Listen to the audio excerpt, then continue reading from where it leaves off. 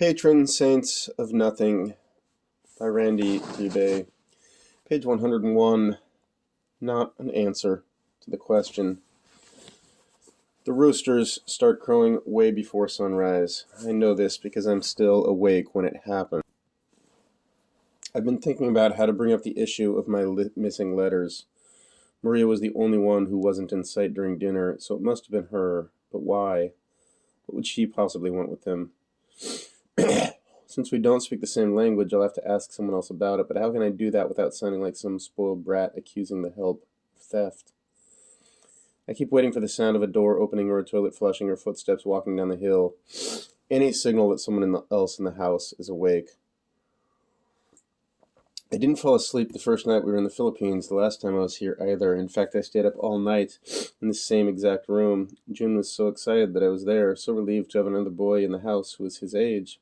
Unlike whenever I spent the night at my friends' houses, June didn't want to play video games for hours on end or watch movies. Instead, he wanted to talk, to know about me. He asked me question after question about my life, the hunger of his curiosity surprising me. Up until that point, I thought only girls could talk for as long as we did. I don't know why I thought that, but I immediately realized what I'd been missing out on. We're bound to family by blood, but there's no guarantee any connection exists beyond that. Look at Dad and his brothers and sisters. Look at Chris and Em and me. I get along well enough with my siblings, but I don't feel like they understand me, and I guess they feel the same. It was different with June, though. That first night I knew that if we would have been classmates, that we would have been best friends. There was something we recognized in each other, I think, even if we couldn't name it, even if I still can't all these years later.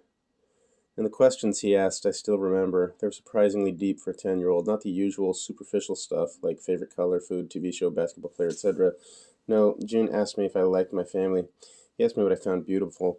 He asked me if I believed what the Bible said and what the priest said during Mass, if I thought heaven and hell really existed, if I believed that those who committed suicide really were damned forever. He asked me if I ever felt lonely.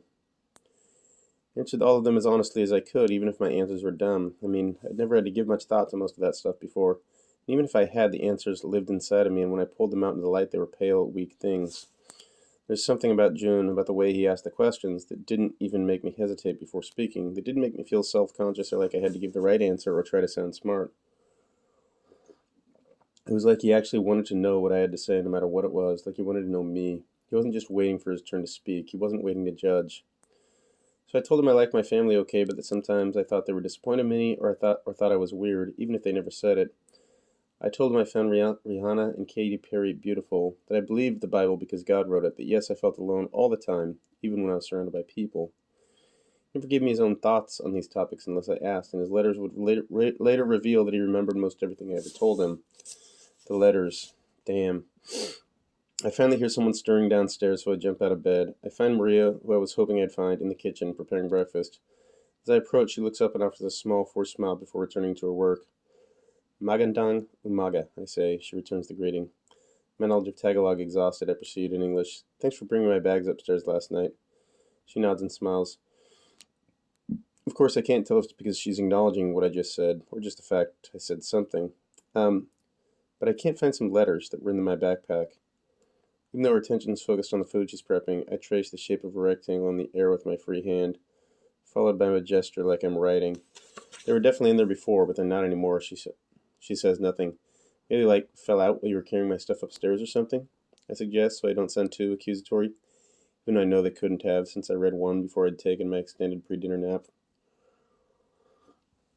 I search her face for some form of recognition, but Maria simply nods and smiles again without looking up, starts slicing a pepper. She's either a masterful liar or has no idea what the hell I'm saying. Why would she take the letters written in a language she can't speak? I sigh. I've lost the only piece of my cousin that seems to remain in this world. I wish we would have just messaged online like normal kids. It wouldn't have been the same thing as being able to hold the pages and smell the ink, but at least I would still be able to read his words. Then it hits me. Maria works for Tito Manning. Maybe he asked her to search my stuff for whatever reason. June said his father periodically did that to make sure he and his sisters weren't bringing home drugs or anything else illegal. June hated it, of course, hated the mistrust. The letter where he first mentioned it, he said that it almost made him want to bring home something illegal just to spite Tito Manning. I peel away from the kitchen and drift across the dining room, across the living room, and into the new wing. One of the rooms they added to the house was an office for Tito Manning. If Maria took the letters at his command, I'm guessing that's where they'll be now.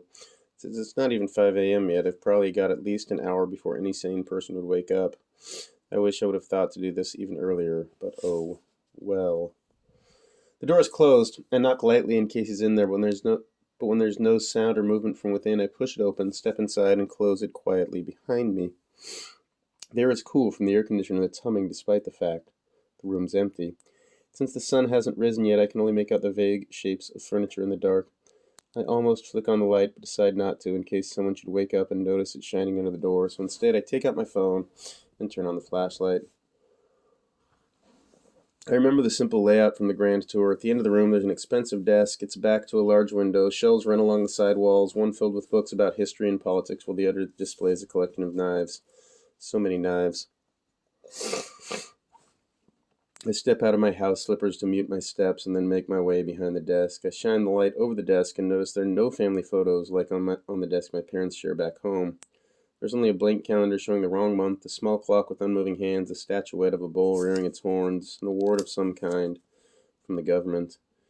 I sit down on the desk chair and check the drawers. The first couple contain pens, pencils, paper clips, and the like. I sift through the office supplies to make sure there's nothing hidden at the bottom or the back of each, but the most incriminating thing I find is half a pack of cigarettes and a lighter. A guilty pleasure, perhaps. The next door, much to my surprise, is crammed full of Toblerone bars and packages of those Ferrero Rocher chocolates that are wrapped in gold foil. Maybe the reason the AC runs 24/7 in this room? I consider pocketing a couple since they're so effing good, but he seems like the type of person who takes daily inventory. The last two drawers, one on each side of the desk, are the kind that contain hanging file folders. I pull out the one on the left, and it's so light that I already know it's empty. Sure enough, there's only dust and stray folder tabs. I try the one on the right, but it won't budge. There's a small keyhole, so I search through the other drawers for a key. I don't find one, but there are plenty of paper clips. I straighten one out and then poke the thin metal into the keyhole. I have no idea what I'm doing, of course, but it always looks so easy in the movies. Maybe if I keep poking, it will hit a release. Kuya Jai? Comes on Hill's voice from across the darkness, startling me, so I drop the paperclip on my phone, sending them clattering to the floor. I say, gathering them quickly and trying to think of a believable excuse.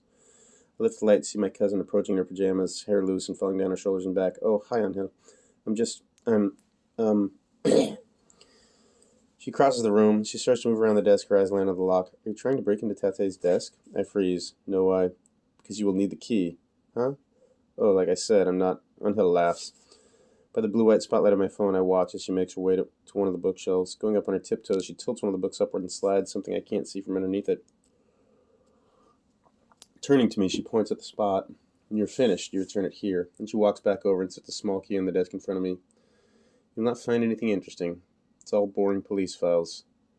Thanks, I say, picking up the key, amazed. Seems June wasn't the only rebel in this family. What are you looking for anyway, Kuya? She asks. To think of whether to tell the truth or not, I unlock the drawer and pull it open. Sure enough, it's a bunch of fails. I'm afraid of making her too sad by bringing up June, but I do go with some measure of the truth, considering she helped me out. Some important papers I had in my bag are gone. What kind of papers? I start flipping through the files with my fingertips scanning for lined paper in June's handwriting, for my letters. Research, I say, for a project, on Duterte. Not entirely a lie. And you think Tate took them? So far, all I see are official-looking documents, nothing that remotely resembles anyone's personal letters. Maybe. I expect her to ask why I think her father would go through my stuff and confiscate my possessions, but she seems to accept it as a possibility because all she says in response is, "Be quick, Tate will wake up soon." Okay, thanks again. See you at breakfast, cousin. Not if he catches you. I laugh. She doesn't. Seriously, Kuya. Do not forget to put the key back. And he'll disappears as quietly as she appeared. The silence resettles. I keep flipping through the files, still finding nothing but what looks like police reports or documents. Why Tito Manning would keep them at home and not at the station, I have no clue.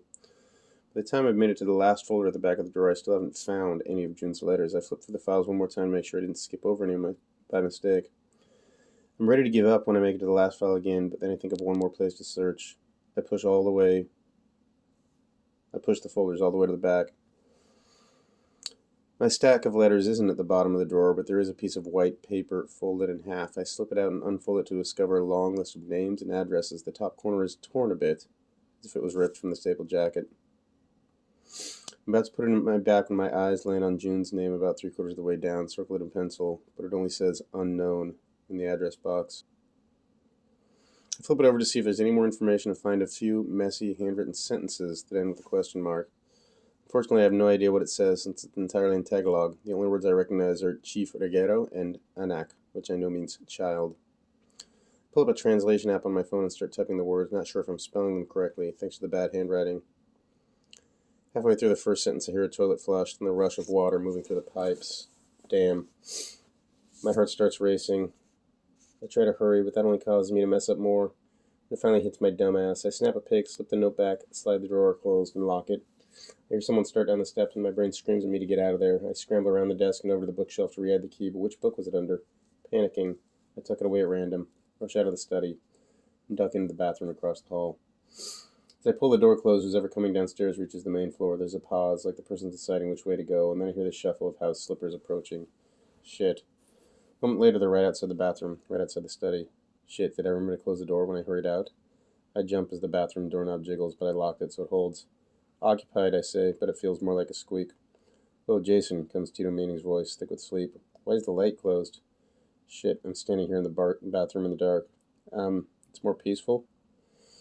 There's a moment of hesitation on his end, and then, kain na, breakfast. Be right there. And then I listen, except I don't hear him leave. I imagine Tito Manning's spidey sense tingling, as if my presence in his study moments ago left some temporal residue lingering in the air. A moment later, though, he walks away.